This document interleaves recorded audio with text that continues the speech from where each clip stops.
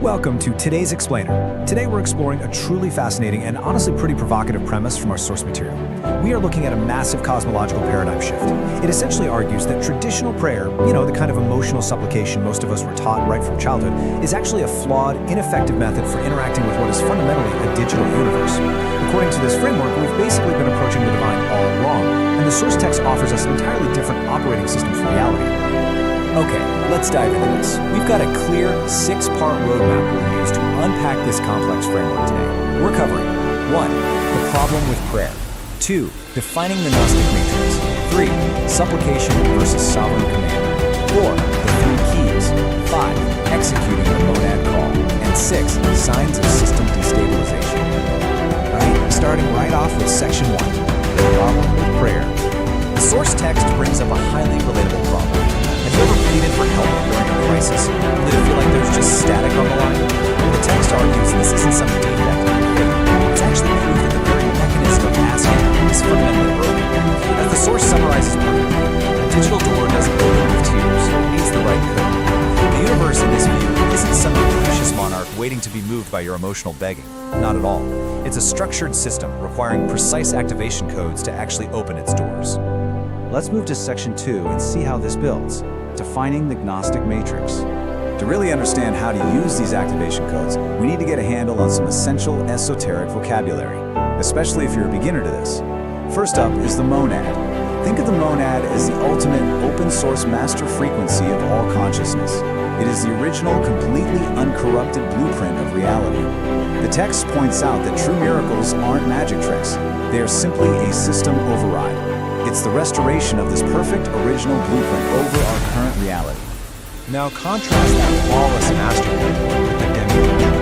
If the monad is perfection, the Demiurge is like a rogue, totally inexperienced developer who built an OG knockout.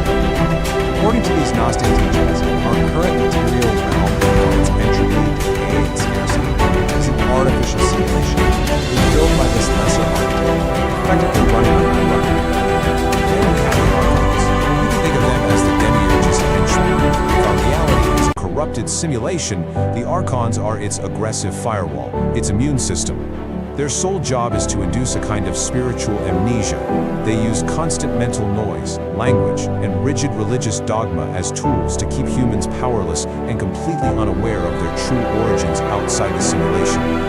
Finally, let's look at the consciousness actually populating this server. The source presents a binary view. Pilot consciousness is made entirely of matter. It acts as the simulation's background code, essentially NPCs with no internal connection to the source.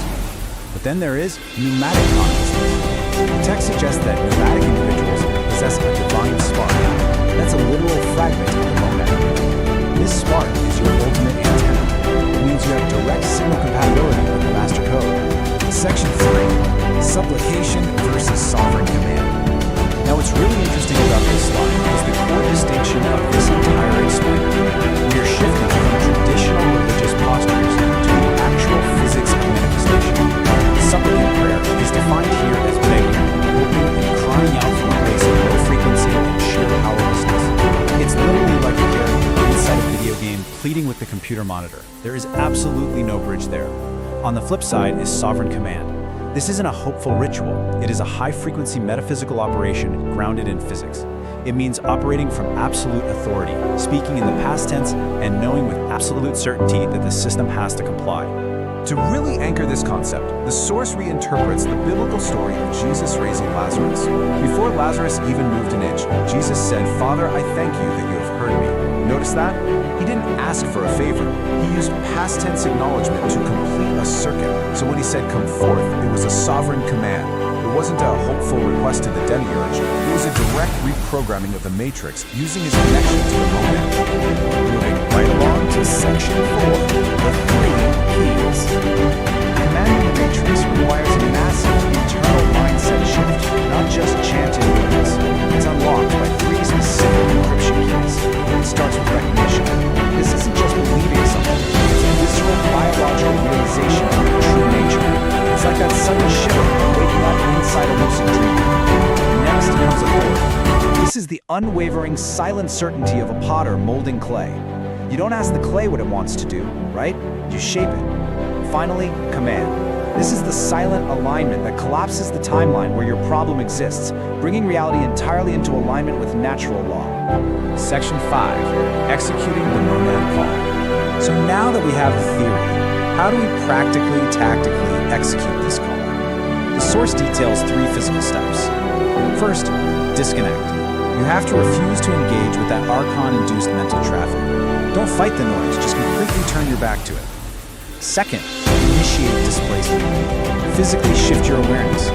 Imagine taking an elevator down your spine, moving out of the chaotic brain and into the chest.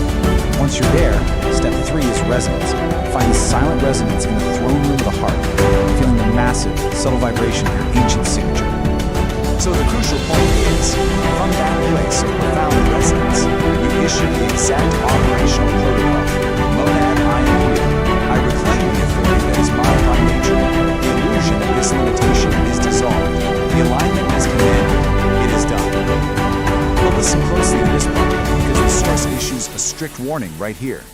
After saying this, you have to let go completely. Like dropping a heavy stone into a deep well, you just release it. If you look back at the problem, like Lot's wife turning into a pillar of salt, you solidify the limitation all over again. Finally, Section 6, Signs of System Destabilization.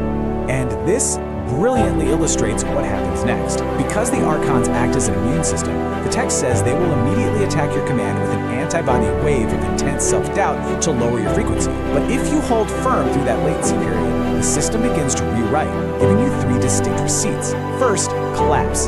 Things might literally fall apart in your life. It's a demolition phase to clear space for the new structure. Second, the echo. You'll start noticing digital artifacts in synchronicities, almost like the algorithm is answering unasked questions as reality renders itself. Finally, neutrality. A profound ultimate detachment washes over you, because you know the delivery is already on its way. This framework fundamentally challenges everything we're taught about traditional religious intermediaries. It forcefully argues that you don't need a priest, you don't need a ritual, and you certainly don't need a posture of insignificance to interact with the divine. You just need to remember your true nature and speak the language of the system. So we leave you with this provocative